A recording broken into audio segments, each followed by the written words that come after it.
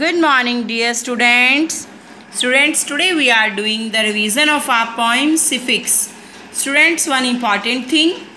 अगर आपको इसके अलावा भी किसी भी चैप्टर में कोई डाउट है, you can concern with me, because आप हमारी लास्ट क्लास है, उसके बाद आपके एग्ज़ाम स्टार्ट होने वाले हैं ना. Okay. The mighty Sphinx curved mass of stone waiting watching all alone. Mighty Sphinx कैसी है? कर्व्ड मास ऑफ स्टोन, जिसे मास ऑफ स्टोन को कर्व करके बनाया गया है.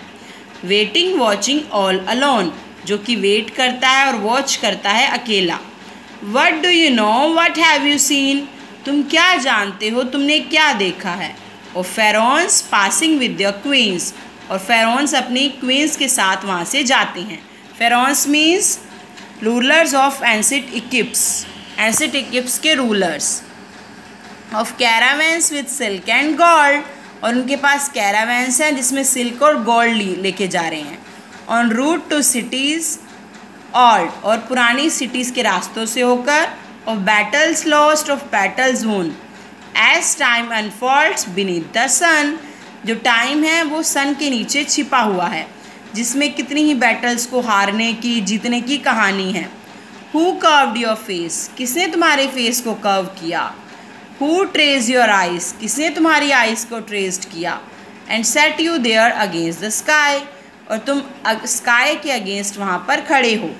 The mighty Sphinx curved mass of stone, जो माइटी सिफिक्स है उसने मास ऑफ स्टोन को कर्व करके बनाया गया है.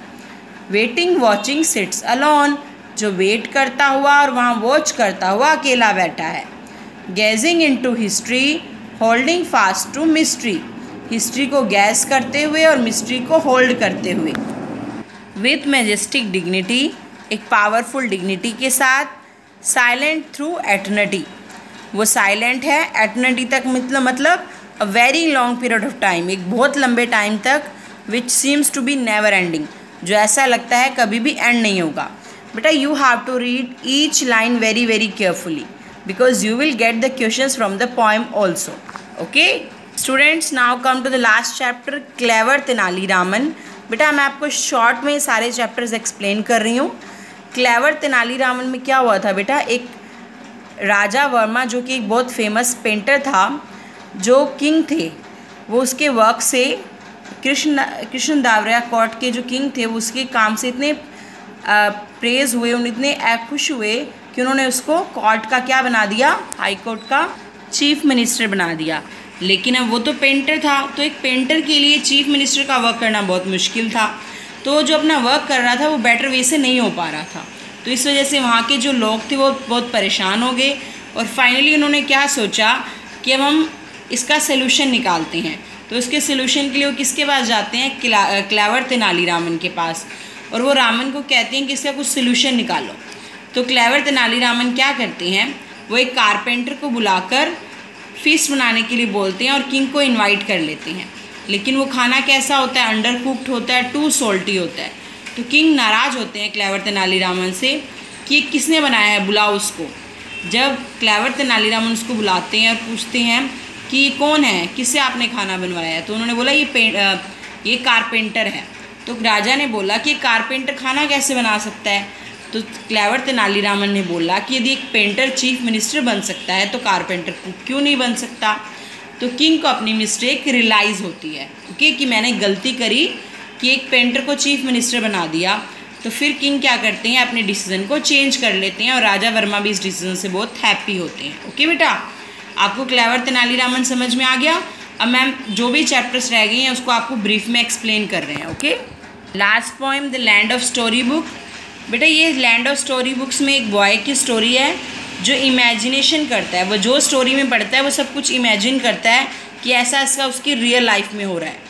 ठीक है, वो अपने आप को इमेजिन करता है कि वो फॉरेस्ट में है, उसके हाथ में पिस्टल्स है, वो एलिफेंट के पास बैठा है, वहाँ वाटर जो लायन है वो वाटर पी रहा है. लेकिन जैसे उसकी जो नर्स होती है, यानी कि उसके केयर टेकर उसको बुला लेती है सोने के लिए, तो वापस अपनी स्टोरी बुक में से निकल कर रियल लाइफ में आ जाता है.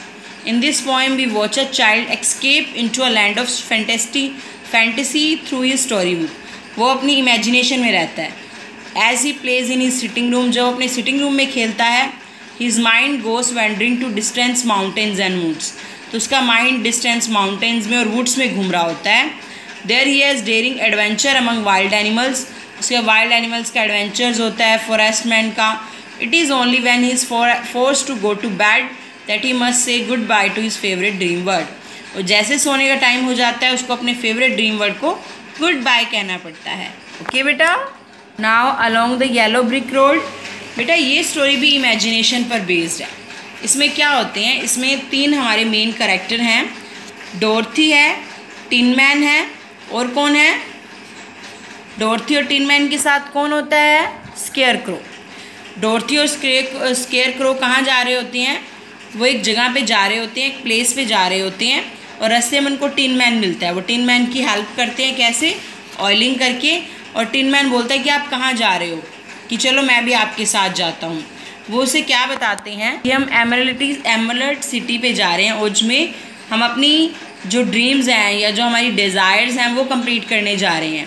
तो उन्होंने बताया कि क्या ऐसा हो सकता है, क्या मेरी भी जो मैं इच्छा है वो पूरी हो सकती है? तो वो कहते हैं कि I want to send me back to Kansas, मतलब मैं कैंसास वापस जाना चाहती हूँ। डोरथी कहती है। स्केयर क्रो अपने लिए ब्रेन चाहता है। तो डू यू नो सपोज ओज कुड गिव मी, और टिन मैन कहता है कि मुझे हर्ट चाहिए, तुम्हें लगता है कि वो मुझे दे देगा? वो कहते हैं वो तो वहाँ जाकर इसका आंसर मिलेगा, तुम भी हमारे साथ चलो। ठीक है। तो इस तरह से ये स्टोरी पूरी इमेजिनेशन पर बेस्ड है, जिसमें Dorothy, scarecrow, tin man characters हैं। ओके बेटा। स्टूडेंट्स हमारा फर्स्ट चैप्टर क्या था? Don Quixote and the windmills. इसमें क्या था? डॉन कीहोते नाम का एक किंग था और उसका एक स्क्वायर था सैंचो पांजा। डॉन कीहोते को ये लगता था कि मैं बहुत इंटेलिजेंट हूँ और सैंचो पांजा फूल है, लेकिन फिर भी वो सैंचो पांजा को अपने साथ ले जाता है, कि वो कहता है कि चलो हम कुछ एडवेंचर करने चलते हैं।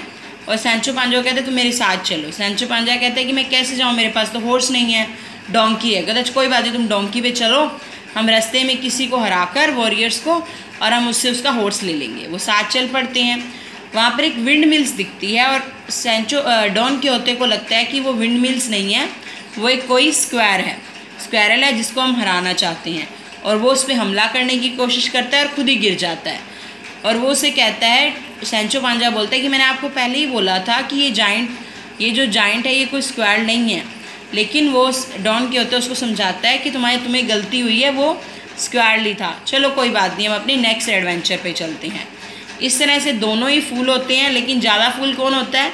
डॉन कीहोते, जो अपने आप को ज़्यादा इंटेलिजेंट समझता है बट एक्चुअल में होता नहीं है। ओके। ये थे हमारे सब चैप्टर्स का ब्रीफ। ओके बेटा। I hope now you are ready for your midterm exam. Still you are facing any problem, you can ask from me. Okay, bye bye and have a nice day.